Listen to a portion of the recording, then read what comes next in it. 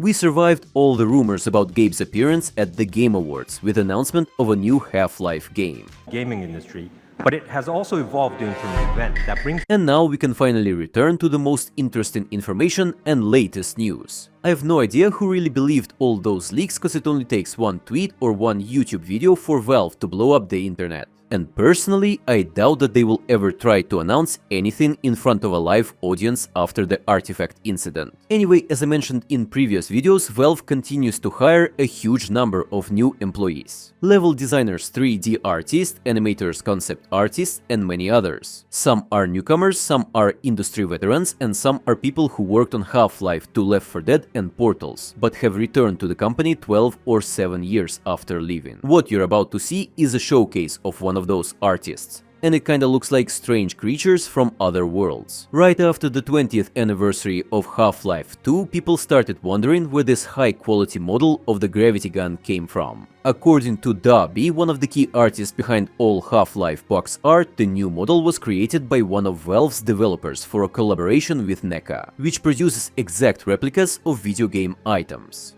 It went on sale in 2013, shortly after the freezing of development of one of the last iterations of Half-Life 3. The person who made this model still works at Valve, and we can assume that it could become a reference for the new gravity gun in the next Half-Life. Now let's discuss everything I've been able to find over the past month. As we have discussed in previous videos, HLX will feature mechanics involving navigation in altered gravity. Recently, two new entities have appeared that relate to navigation areas in flight, so when the player or NPC is in the air, or for similar navigation on the surface and underwater. The developer of an indie game called Partisan, some elements of which are clearly inspired by Half-Life, demonstrated what the transition from one gravitational zone to another looks like. From a flat surface to a spherical or planetary one. I stumbled upon his tweet by accident, but the coincidence seemed interesting. Speaking of water, a parameter which is used to replace the water material has appeared. Along with it, a dev material that is somehow related to the movement of water. I'd like to remind you that there are still no water systems in Source 2. In fact, all we have are workarounds with a nice surface shader and a trigger that pushes the player out.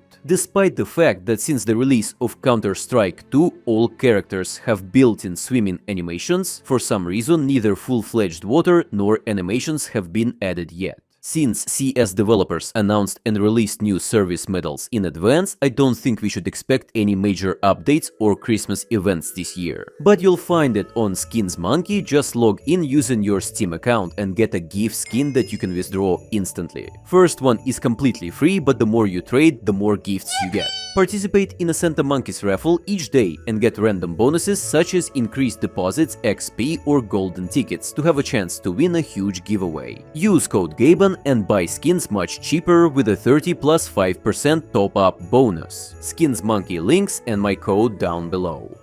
Once again, new parameters and material properties have appeared. In this case, everything related to burning objects and surfaces. Burn damage, radius of thermal exposure, the possibility of instant ignition, the interval of fire damage, and a new test material that currently uses a standard dev texture. In the material parameters, there is a new property called World Dev Flammable, that is something that can be set on fire. Apparently, such properties will be assigned when needed, for example, to wood or fabric. Due to the fact that the property is assigned to a specific material and not to a separate model, it will be possible to ignite not only physical props, but also the entire surface of the map to which this material is applied. We have already discussed destructible NPCs and entities in previous videos, but this time there are several new comments in the code and errors in the console. Whether the part should fall off when the entity dies. Duplicate hit group specified indestructible parts system data. Please fix. Error. No hit group found in hitboxes nor physics shapes. This won't be destructible. The developers have added a mention of NVIDIA CUDA, DesignWorks and DLSS SDKs to the text file listing all third-party licenses and technologies. The integration of CUDA cores could be related to several things, but the most obvious is real-time ray tracing, especially considering the additional mention of DLSS for image upscaling and optimization. Currently, Source 2 already uses ray tracing technologies for lighting previews in the map tools and for baking light. In theory, CUDA cores could be used for other tasks, such as physics calculations, especially considering that all the leaks indicate that HLX will feature advanced physics. Finally, new lines for a modern hair system and the first mention of mesh shaders. For those who suddenly don't know, this feature helps to process any geometry on the graphics card.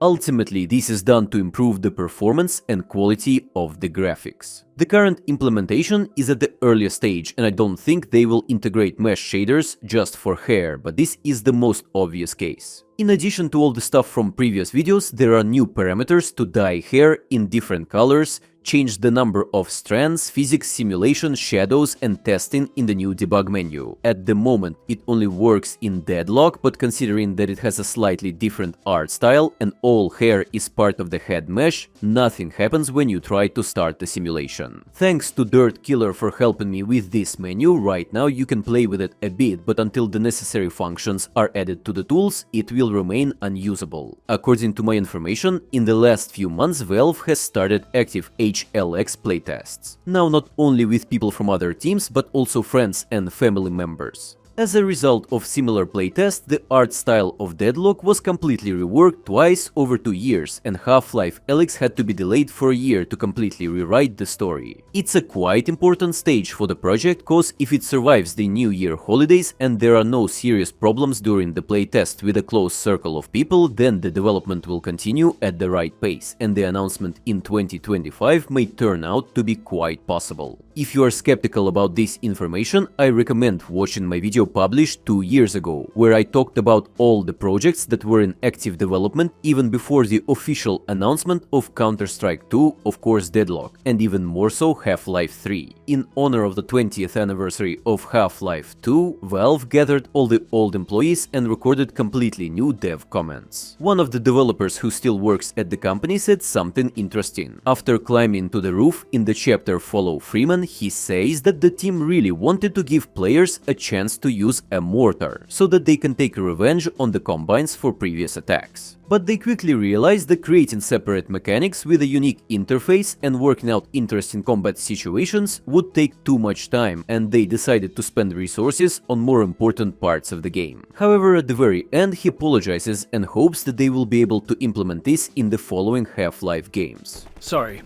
Perhaps we'll solve the design conundrum of the mortar in a future installment of the Half-Life series.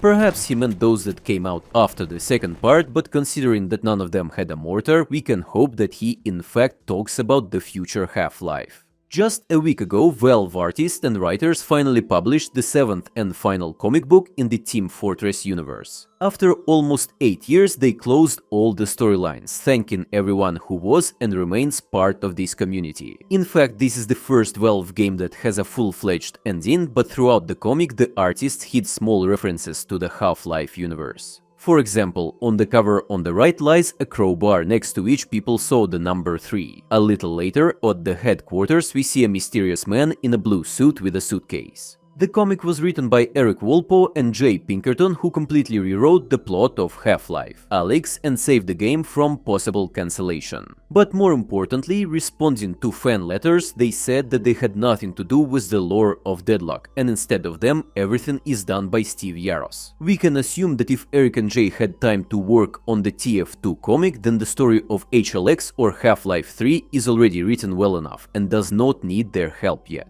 And the codename of the new stationary Valve console is Fremont, which is a reference to the Epistle 3 from the original writer of Half-Life universe, Mark Laidlaw, who purposefully changed Gordon's gender and named the protagonist Gertie Fremont.